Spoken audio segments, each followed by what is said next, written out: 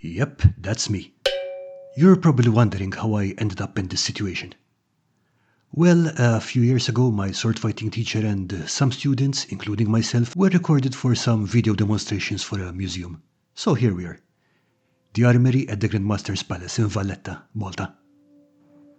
I haven't had the time to visit the place properly since it was refurbished a couple of years ago, so I thought I'd bring you along and show you some of the highlights, because this place is a massive inspiration for so many of my hobbies and my game, the Four Horsemen.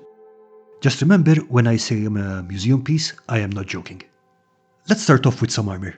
Now, bear in mind, many of the pieces we're going to see belong to the Knights Hospitaller, an ultra-rich order of warrior monks.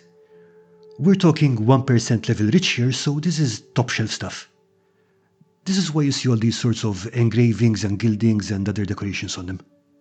I was told many of these pieces were over-polished in the 19th century, which is very typical. Thanks, Victorians. They would originally have been painted, enameled or chemically blued or blackened, which tracks with art from the period. That would protect them from rust but also make the decorations pop, because if you go the extra mile to have gold on your armor, you really want it to be seen. One of the standout pieces in here is this anime armor.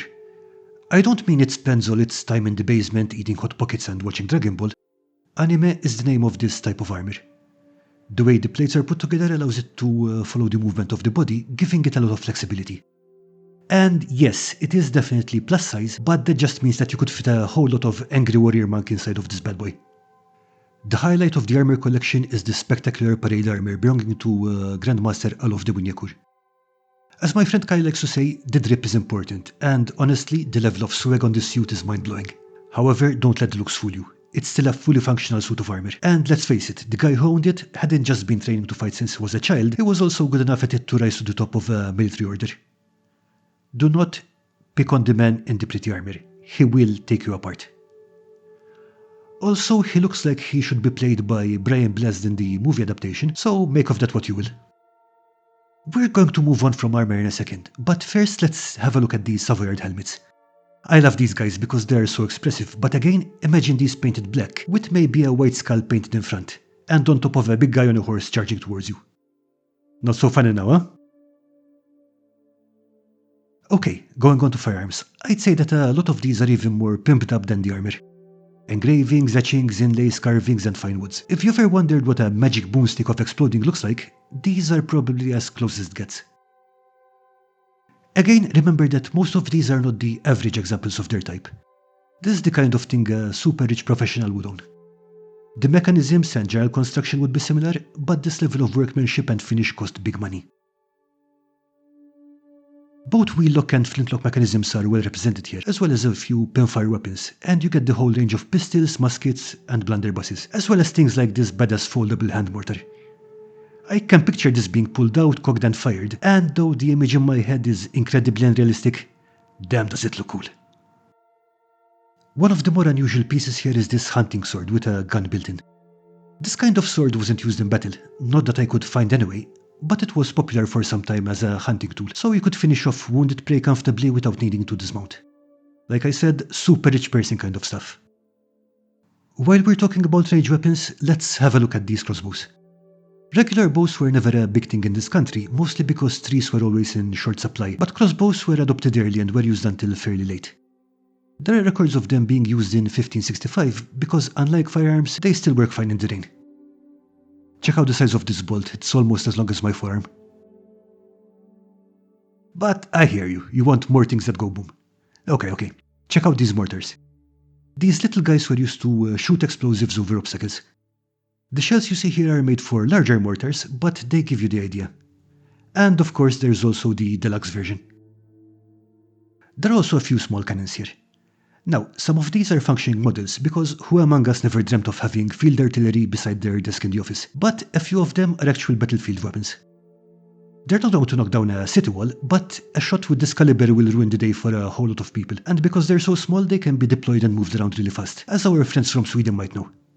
Speaking of Swedes, one of the weirdest artillery pieces here is this leather gun. They are pretty rare. The Swedes designed these during the 30 Years' War because they wanted light cannon that they could move around very quickly. They're not actually made of leather. They're really a copper or bronze tube reinforced with rope, and then wrapped around with leather. The idea was good, but the design had a massive flaw. Ropes and leather trap heat, so the copper gets super hot and deforms, making it useless after a couple of shots if it doesn't blow itself up. Still, it was enough to prove the strategic value of having cannons you could move around super fast. Going to the melee department, we've got some spears and pikes over here. Check out the reach on these long boys. That's one of the reasons that I didn't include rules for them in my game. Fighting one-on-one with these is possible, but it is not terribly practical. Those spike clubs are Victorian fantasies, by the way, because we cannot trust the Victorians with anything, and clearly there was not enough real history in here for them. Not sure why they were included in this arrangement with no context, but there you are, now you know. Moving on, we've got halberds, about 7 or 8 feet of nope. Unlike what you might see in fantasy art, the blades and spikes are not very thick, but they're more than enough to do the job. Finally, we get to the swords. I've been fascinated with them ever since my father brought me here on a visit about 40 years ago. Check out these longswords, they're very elegant. I don't know about you folks, but I find the proportions and lines of these weapons a lot more pleasant than most fantasy weapons, even if those do look cool. Even the bottom one, which is really slender, can be a mean cutter. The other two don't come to as sharp a point, but make no mistake, they will still go through things with disturbing ease. The majority of swords on display here are rapiers. It's possible that they were used as sidearms in battle, but some of the later examples are more likely to be weapons that were worn during peacetime, the kind of thing that you would wear around town. I have gone on record several times saying that rapiers are my second least favorite swords, but I do admire the artistry and the craftsmanship. Take this one for example. Some parts snapped off at some point unfortunately, but it is absolutely gorgeous. Next up we have these beautiful Schiavone, which are some of my favorites. Time has not been kind to this one, but it must have looked magnificent in its day.